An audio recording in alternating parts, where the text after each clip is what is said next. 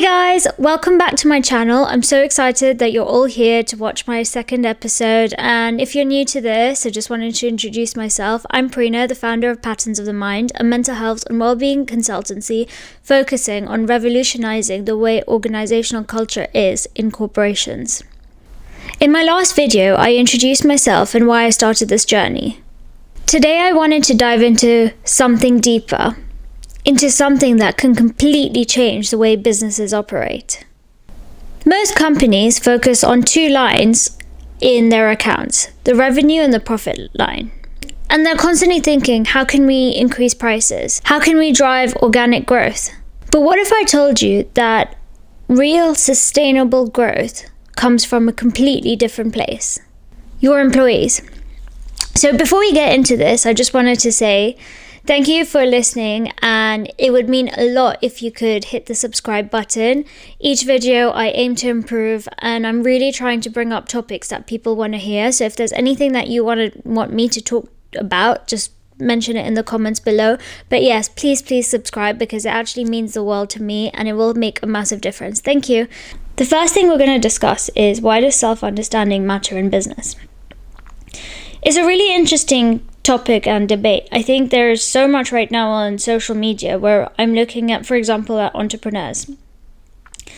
I think there's a whole thing now, entrepreneurs but a lot of entrepreneurs are heavily present on social media. I'm trying myself, and I don't blame everyone, because it's a free marketing tool. It makes a massive difference. You can get a massive market audience, and it's really tough. Honestly, I've been struggling because I think I've been scared personally, but I can see other entrepreneurs I follow and I really admire on social media and what they do. And when you look at entrepreneurs, if I look at Stephen Bartlett, Iman Gadzhi, Cody Sanchez, and then I think there's also Simon Squibb, all of these people that I've been following and learning, trying to figure out what they do in business and stuff. A massive trend that I've seen in a lot of them is that they make sure that they invest a lot in themselves. They invest a lot on learning. An example of this is Stephen Bartlett. His posts have turned a lot on training his physical body and taking care of his physical self. So he's doing the running thing that I've seen a lot. He's tracking his sleep. His nutrition wise, he's trying to eat really healthy, and he's even said that when he's sleeping a certain amount, I don't know how many hours there are, but let's say if there's 8, but he's seen there's a massive improvement in himself by just sleeping 8 hours. And yes, it's his physical self, but that physical bit also impacts his mental health state as well, because it keeps him focused and motivated and productive. And that's what I like about my business, because it's not just about the mental side of it. The foundation of one of the things that we talk about in my business is the 4 rooms proverb. So it's an ancient Indian proverb. I'm just going to read that to you. So the Indian proverb says that everyone is a house of 4 rooms, a mental, a physical, an emotional, and spiritual room. Most of us tend to live in one room most of the time, but unless we go into every room every day, even if only to keep it aired, we are not a complete person. And I love this proverb because you're hitting the mental side, you're hitting the spiritual side, you're hitting the emotional, the physical. It's all these things. And when you actually, and so this is something that I've been practicing for the last year, and I've noticed a difference in myself as well. But this whole thing, when you're taking care of your physical self, it has an impact on your mental health. When you're taking care of your mental health, it has an impact on your physical, but also your emotional and your spiritual. And I think they're all intertwined, and I love it. But yeah, so you look at a lot of entrepreneurs, a lot of them take a lot of initiative to invest in themselves, to make themselves better in every way. They invest in themselves on the physical side, but it's also on the mental side. A lot of people have a lot of coaches, for example, or they read a lot of self-help books and things like that, which is great. And this is where I find it really interesting, because I see also on social media there's a lot being like, we're going to do our best, and a lot of people are trying to take care of themselves individually. This is where I also think businesses need to start investing in is employees. With self-understanding, you start understanding what your strengths are. You start understanding what happens when you overplay those strengths. And you also start understanding what situations might trigger you, what your reactions might be. And you also start learning how to, I guess, react in the most appropriate way in certain situations. And don't get me wrong, I'm not saying that you're going to be a master of it. I'm not a master of it. I've been doing it for a year, and there are things I still struggle on, but I'm learning how to, take a step back sometimes, and instead of reacting in a way that could cause a lot of harm, I react in a way, I assess the situation and I see, okay, what does this situation need the reaction to be? And it's helped me navigate and helped me have a lot of difficult conversations at a lot of ease, and it's been really good. Currently, mental health sits at it's a well-being, tick box exercise in a lot of companies. A lot of companies just do it for the CSR aspect or the DE&I aspect. And obviously now there's a lot of changes that are happening when you've seen the macroeconomic activities due to political decisions made in the US, for example, and how they've trickled down to the UK. But this is kind of like, okay, we're doing this so the company looks great on this aspect and we can hire people because we look like this. And I'm not saying, by the way, this is all companies, but I'm saying a lot of companies, it is a tick box exercise. And I'm going to be frank. With a lot of conversations and pitches I've done, people just don't care.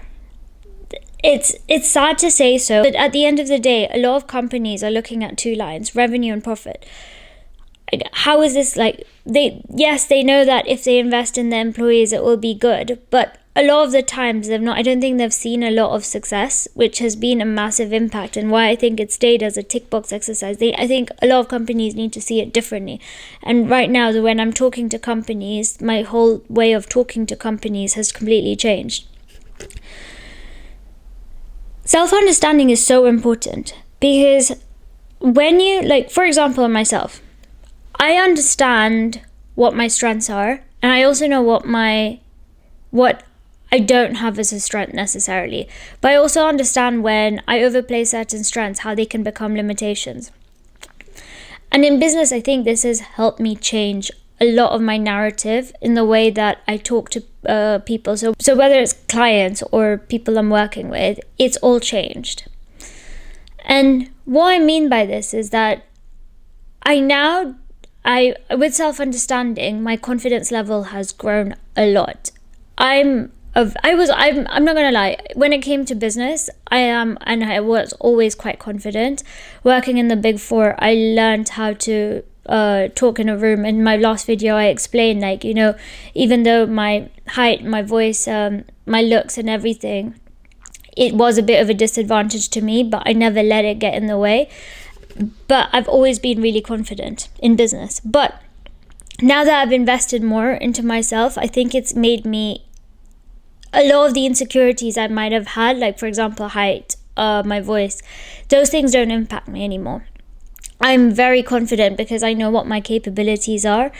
And when I've learned a lot about myself, I've learned how also about other people and how to communicate with one another, or how to communicate with other people to get more effective conversations.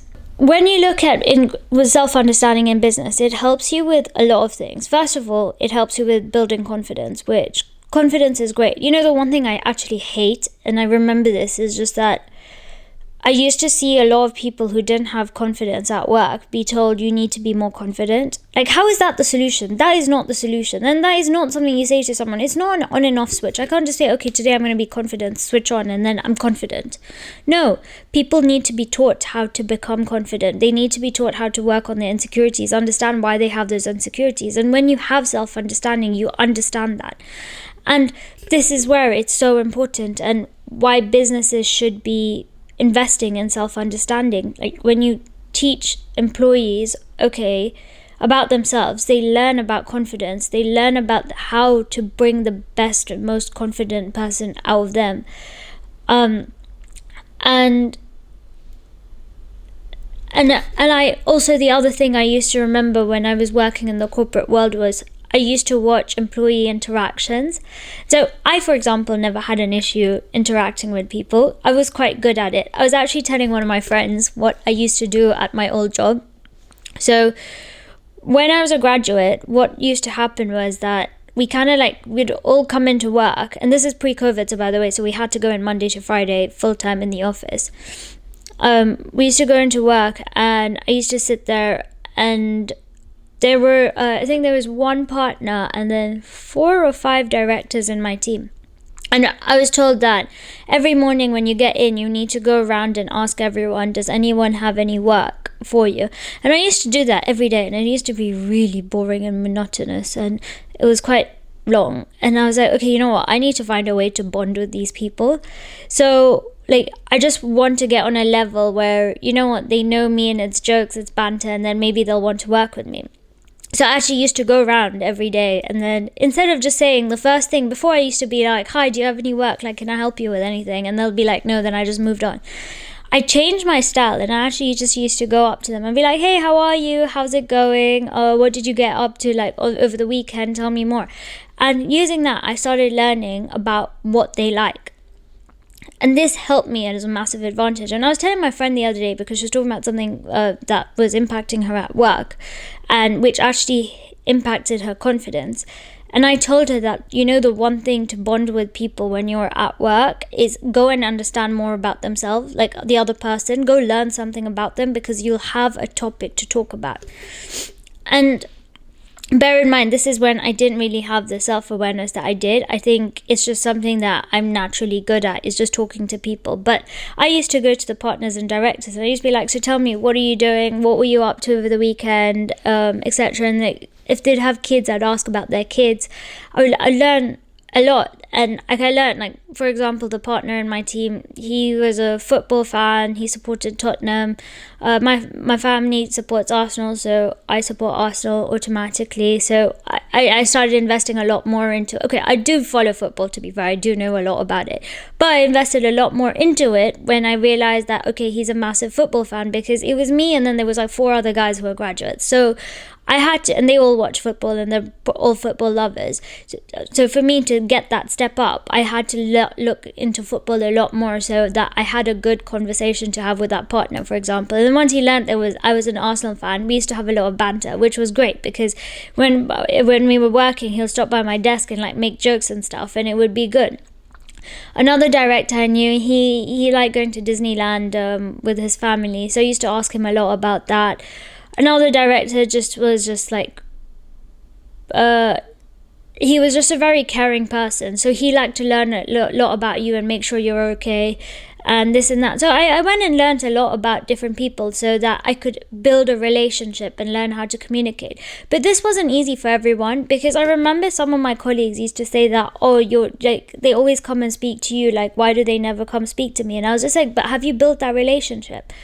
But the colleagues that used to struggle with that is they wouldn't know how to have that conversation. And also it was with the seniors as well, they found it awkward. There was an awkward conversation and they wouldn't necessarily know what to say as well.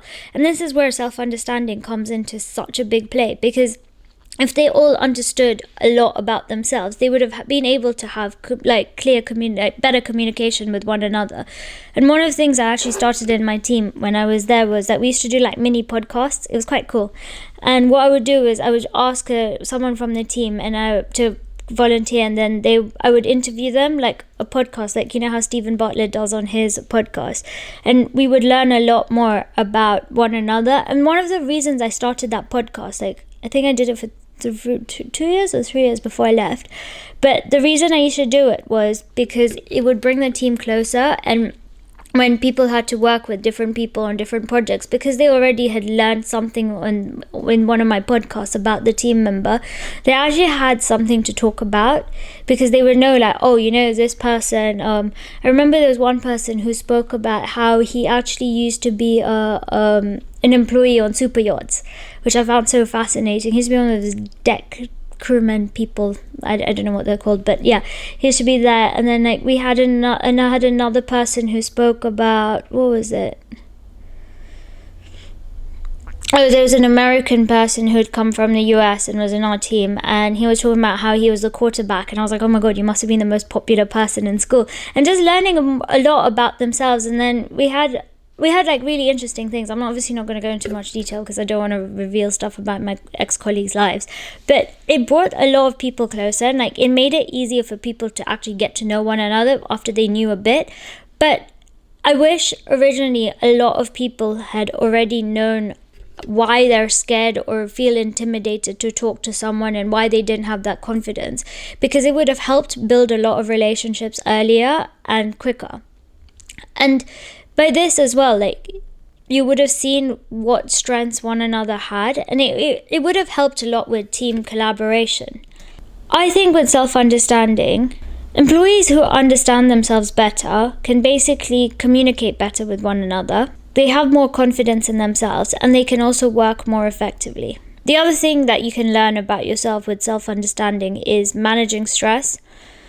Stress is something that I've watched a lot of friends, family, colleagues, like people go through stress. Stress can really impact people, and it impacts you mentally and physically. And when you start understanding yourself and why, and one thing I noticed is that in certain situations, I never used to get stressed. Or I can give you an example, right? When I look at me and my siblings, there's things that just don't stress me out, whereas with them, they're extremely stressed out and they get really antsy and stuff.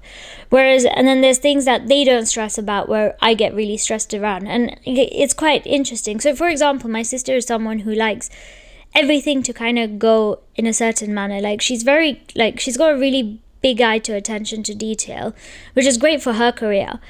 But like everything kind of needs to be planned out, and she needs to know what's happening, this and that, and she likes it all planned out. Whereas I'm someone, I could not care less. Like I just go with it and wing it out. And so for her, she gets really stressed out when she doesn't know what's happening. Whereas I'm like, yeah. And then on the other side, I care a lot about like people's opinions and what they think of me, whereas she really doesn't care as well. Like she'll, like if I tell her a situation, I'm like, oh yeah, like this upset me, and she's like, why do you care though?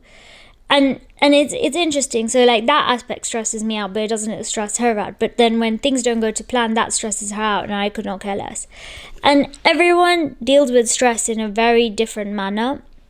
And when you start understanding yourself, you start understanding how to manage your stress. I think with what I'm doing, being an entrepreneur, like honestly, it's very stressful, and it gets really hard. Like I think only some of my like really few close friends really know how stressed I can get sometimes. But even then, when I'm talking to them, they're like, you're saying you're stressed, but you don't sound stressed. I just think I've learned a lot on how to manage my stress, that it doesn't impact my mental or physical health anymore, which is great. And I think once employees also learn how to do that, and especially if they're working in high stress, high pressure, time constraint environments, it will help them with a lot of productivity as well, and also improve their quality of work. When we look at the role of self-understanding in business, there's an example that I want to go through with you. Imagine there's two employees, one that's super confident, self-aware, and knows how to communicate with others really well, and then you've got another employee who struggles with their confidence, and they have imposter syndrome, and also avoid speaking up. From those two employees, who do you think will drive stronger client relationships and drive more business? Which one do you think? Your brain will automatically go to the one who's confident, who knows how to communicate well with clients, who's more self-aware, right? And this is a line. Everyone cares about the revenue line, right? Now, if you've got that employee who doesn't have it, that doesn't mean that they can't learn it. invest in that employee, help them get that, and then you'll see an automatic increase in your revenue line. The next thing we're going to talk about on this episode is the hidden cost of not investing in your people. What happens when businesses overlook employee well-being? The first thing that's going to happen is that there's going to be a lower productivity when employees don't feel valued, because they'll just say, like, why should I care? Why should I do this? Like, I'm paid at 9 to 5. Why should I do a bit more? Another impact is that when employees also don't know how to manage their stress, something that happens to a lot of people is burnout. The amount of friends that I currently have who are either in the stage and they're going towards burnout, and literally, or they just feel not valued by the employees. A lot of people are considering leaving their jobs, and they're trying to find new ones, and they're trying to find, the biggest thing they're all trying to find is culture. They're like, where can I go where there's a culture where people actually value me and appreciate me for who I am and actually help me as a person?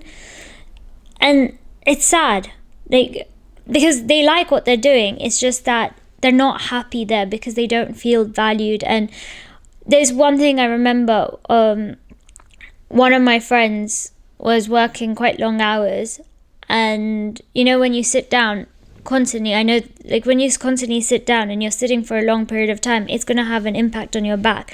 And she actually got a back injury from sitting for so long, and she had to take time off for work. But it's like things like that which are really, like, you shouldn't be getting to the point where your back is injured because you've been sitting for too long, and you just can't, like, say, okay, I need to go for a walk, I need to do a stretch, and you just feel like you don't have the time.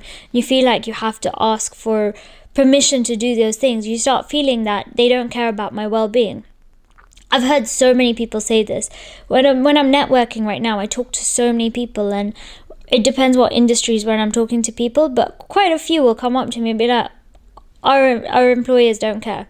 They don't care, and it makes them feel not valued, and they're just like, it's just a job, kind of have to get on with it, and I want to, like, hopefully I can find another job. When I was talking to my aunt last night, actually, she was telling me that the current place that she works at works really well for her because the hours are working really well, because she has 2 kids, and with what she's got, the arrangement she's got at her current employer is that she's part-time and she works till like 3 o'clock, and then she can do the school runs, etc., and she can do that, and that's one of the reasons she stays. But she was also saying at the same time that when she talks to her manager, she just feels like they just don't give a crap about her. And it's like, why am I working here? And like, she's lost motivation to stay there.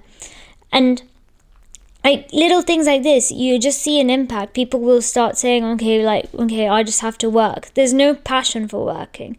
When people are passionate about what they're doing, they will do the work much better than someone who's just like, oh, I just kind of have to do it. They kind of see it as a tick box exercise.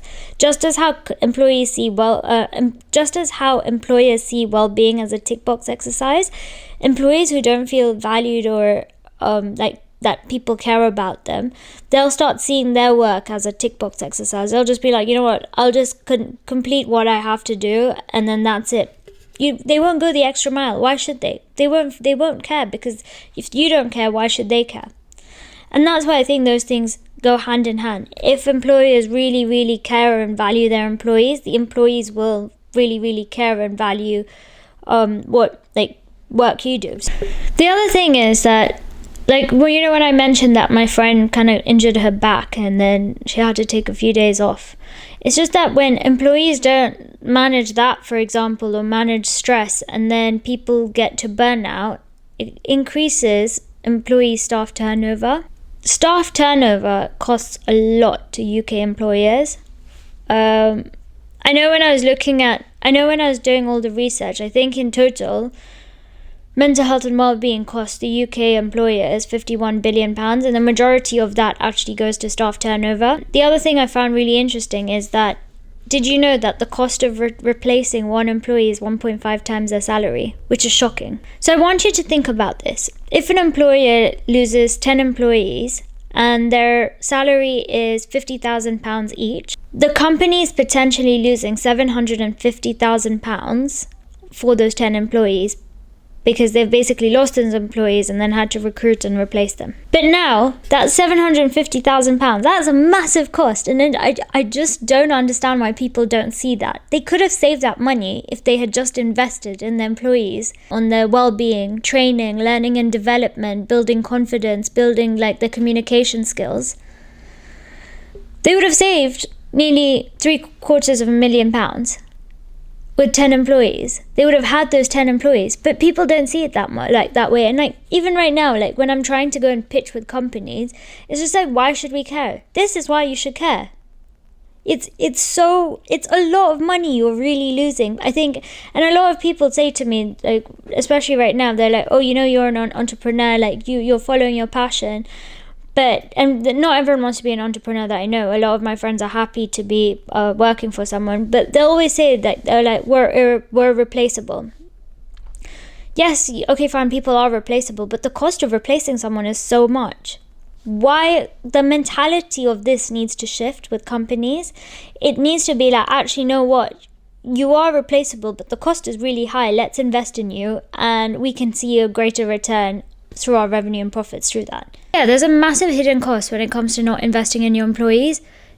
It's a really massive impact line on your profit, and I just want businesses to understand and see, actually, you know what, this is how much we're losing out on. Like, you can save so much more. Spend a couple of, like, let's say £10,000, £20,000 on your employees, and you save £750,000.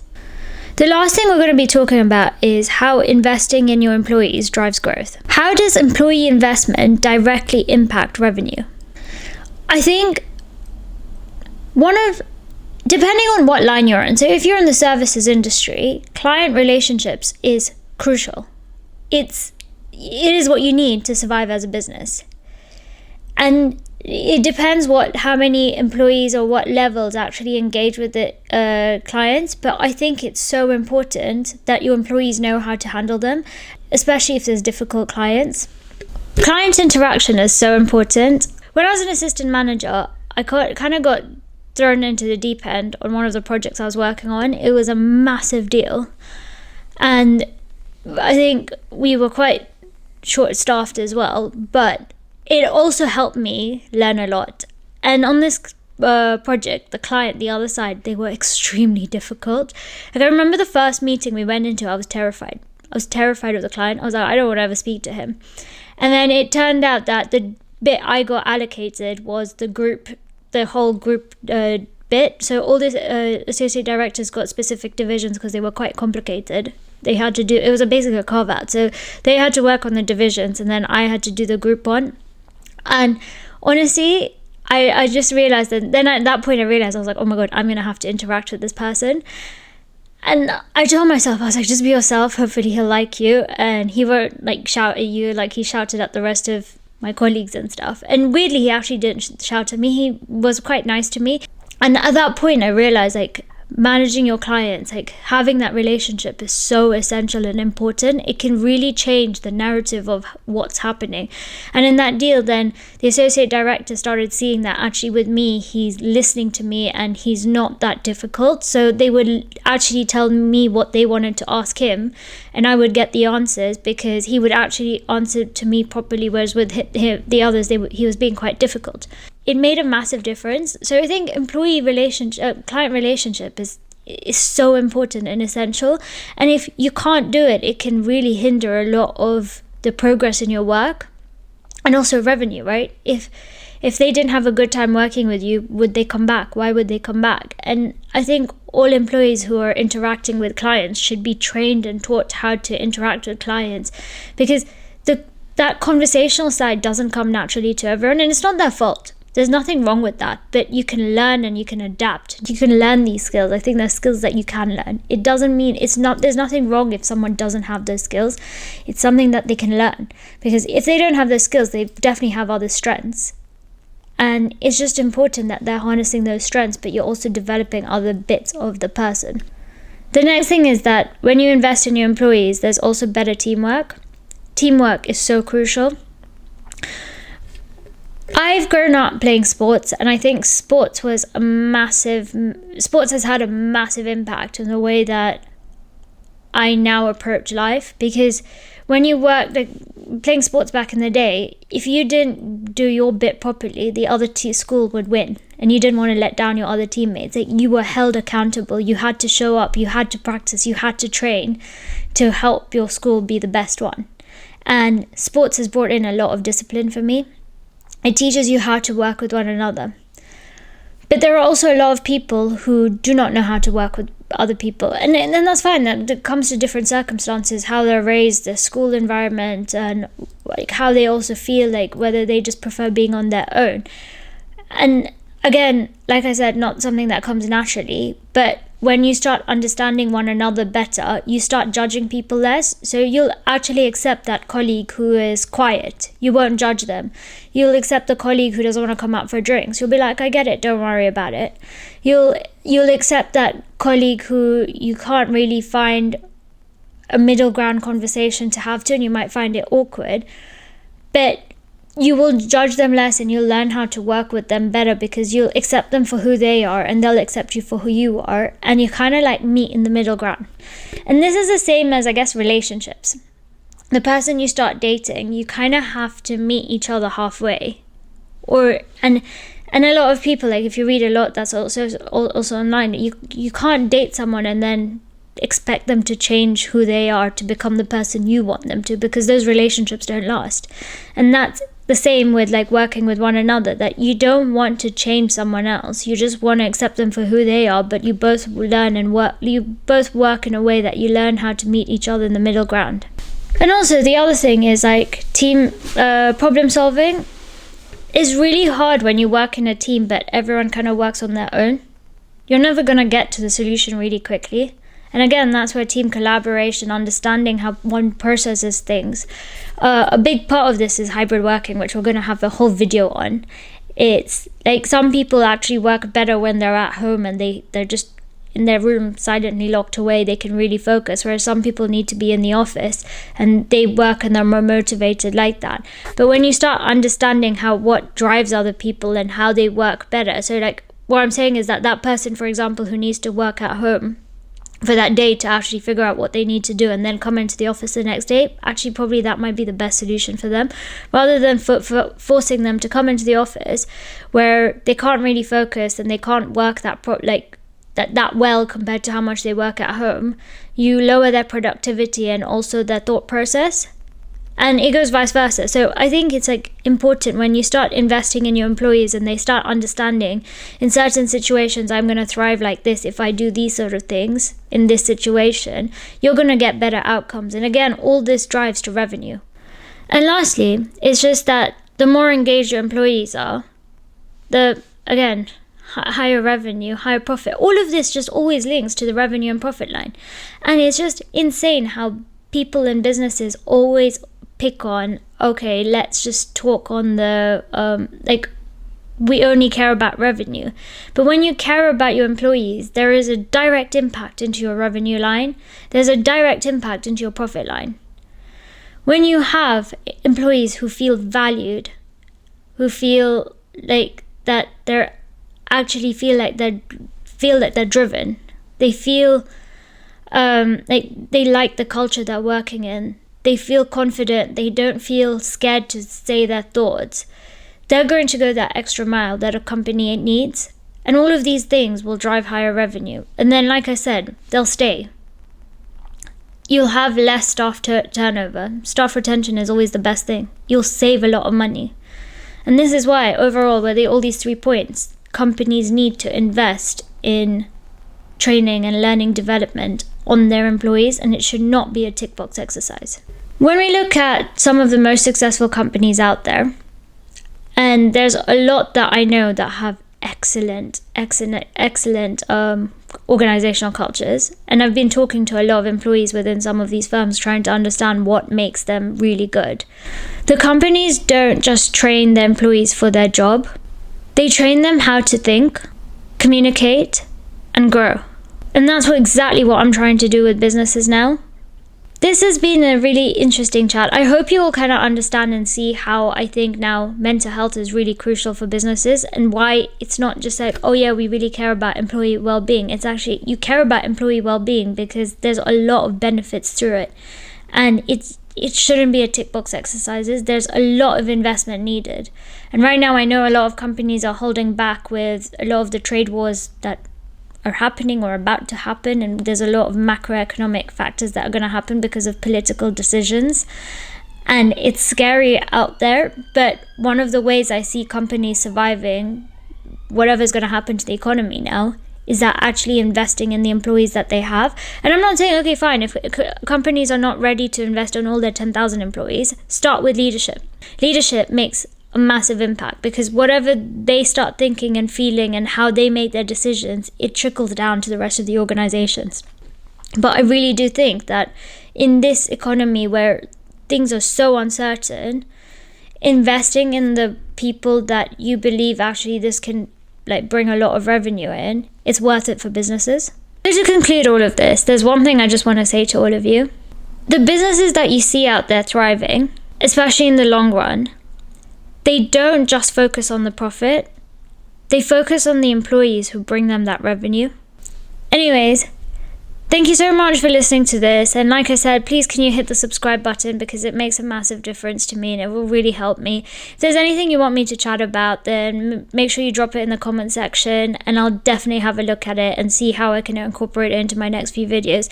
But there's a lot to come. We're going to be talking about hybrid versus going in the whole time, remote working. Another topic that I really want to talk deep into is leadership, and there's just more to come. So stay tuned, follow me for more, and see you next time. Bye!